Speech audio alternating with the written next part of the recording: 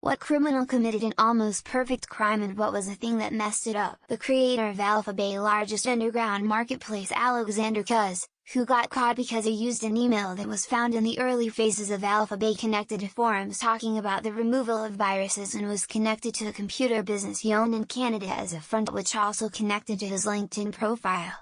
Here's a video about it. The case still upsets me to this day because he had it all, and just to lose it like that due to a mistake he made early on was just crucial. Trump and Pence. Hell, he even sacked the courts to cover his butt if it got legally challenged. Thankfully Pence remained faithful to his oath to uphold the Constitution. But it's all coming out, and some of the people he pardoned on his way out are up for new, far more serious charges. Sad watching the bankruptcies, ruined careers and indictments pile up. Trump has passed Nixon, Watergate and Reagan, Iran-Contra, and the number of people being destroyed by one man's agenda. Even Warren G. Harding's Teapot Dome scandal pales in comparison. The Indiana fertility specialist who was using his own sperm to fertilize the eggs of his patients in the 1980s. He was part of the Quiverful cult and fathered a confirmed 94 children in his home area, but it's estimated there could be over 200 half-siblings. He was found out decades later when one of his patients' children took a DNA test and found 7 half-siblings matches. He absolutely would have gotten away with it, if it weren't for those meddling kids. There was this guy in Germany called Shiny Flakes, who sold drugs through the normal internet, not the dark net. He packed and sent them out from his bedroom while living with his mother and stepfather. He even got his drugs tested to make sure that they are of good quality. He sent the drugs out via mail and only got caught because people used fake names to order and then couldn't pick up their orders from the post office. After he got released from prison, he got involved in some criminal activity again. John Haig committed a series of murders in the 1940s and disposed of the bodies in vats of acid. The police knew he was guilty but couldn't prove it. The smug bastard even laid out a full confession but couldn't be prosecuted as there were no remains recovered, until one of the bodies failed to dissolve completely and was able to be identified by the pathologist. If he's kept his mouth shut and stopped killing after the first round of questioning, he'd probably have gotten away with it. I worked in the federal prison system. Met a man in his mid-30s who was serving time for a series of bank robberies. His arrest was a complete surprise in his area. Model citizen, married, young kids, volunteered and gave generously to his kids' school. His bank robberies were intricately planned and well-timed. One of his underlings decided to open up his own bank robbing business. He wasn't as smart and ratted out our man when he was caught. As part of his plea deal, the real answer is that there are many perfect crimes, in the sense that no one is ever arrested for having committed them. In 1969, Ted Conrad walked out of a bank in Cleveland with $215,000 in cash, equivalent to $1,700,000 in 2021, and was never caught. He lived his life as a free person in Boston before confessing to his family just before he died. Charles Schmidt. He murdered a teen girl for fun and got away with it, so he murdered some more. He murdered this teen girl and her little sister, who was only 13. He enlisted his best friend, I can't remember his name, to help him bury the bodies. I think they were buried for about 2 weeks before his friend cracked and told the police on him. I think Charles would have been caught sooner or later anyways. He was on his way to becoming a serial killer, probably the DC snipers. They couldn't convince the police to talk to them because they were swamped with fake callers, so the snipers told them to look into a murder in another state. This started the chain of events to them being found out, but before that the police had nothing. Nothing. The public was absolutely terrified and the police had no clue and was responsible. The You're Wrong About podcast did a fantastic job telling this story. Susan Smith, the one who drowned her kids in her car. She claimed it was a carjacking by a black man. No weapon or witnesses. The cops had nothing but her word. It was a simple traffic light that got her. She claimed that her light was red and there were no other cars at the light. That couldn't be true with a controlled signal. If there was no cross traffic, her light would not have been red. The only Indian robbery who'll read this in thread. Fucker robbed a bank in the 90s, took the bag full of cash. The bank was situated near a playground, buried the cash in the ground. Sat every fucking day in the ground to see the police investigation. When the heat got away, he took the bag, but did a mistake. He bought a Jeep, all in cash. The dealer reported this to the police. Nuke Bizzle stole $700,000 in fraudulent EDD claims, then released a song about it when someone saw the music video and tipped off the police, in which he showed the actual documents. Here is the mirror of the video. Knightsbridge robbery. The boss of the gang cut himself while breaking into the locked boxes and in the dark found out too late. There was blood all around the place, too much to clean up. He nevertheless managed to get away with $60 million and hide somewhere in South America, but at some point decided to go back to England to retrieve his Ferrari, being arrested in the process. A lot of robberies result in gloating or return to the scene. People who live for the thrill usually get caught because they seek the same emotional high as before, so they become serial criminals and eventually like the thrill of being caught or coming close.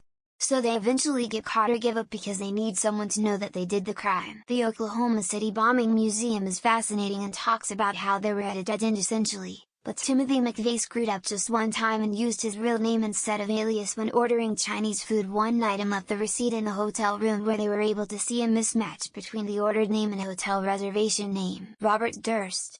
He was caught while being interviewed for an HBO series, to which he initially agreed on to clear his name. Went to bathroom and mumbled a microphone which he thought was off. What the hell did I do? Kill all of them, of course. This was later presented to the court as evidence. You can still watch it on HBO. Guy Fawkes. Man wanted to boom British Parliament House during a party celebration to maximize targets. For this plot, he included somebody who had a relative attending the party. This man told his relative, "Yo family, gonna blow this shit sky high. Don't come to school." This leads to authorities foiling the plot. Harold Shipman, seemingly a normal GP, turns out to be a prolific serial killer with maybe up to 250 victims over his career. Only discovered when a hospital worker was concerned about the number of cremation forms they had to process for his elderly patients, so very close to going undetected. John List. He just wouldn't stop wearing those damn glasses that he technically didn't even need because he openly assumed he looked more important by wearing glasses, which would wind up being his undoing after just about 2 decades of successfully evading the authorities. Nothing specific, but I had a friend whose dad was a former bank robber. Interesting character, as you can imagine. Always told us that if we wanted to do the same to do it by yourself, stating that he only got caught after he started working with another guy. Loban Leopold.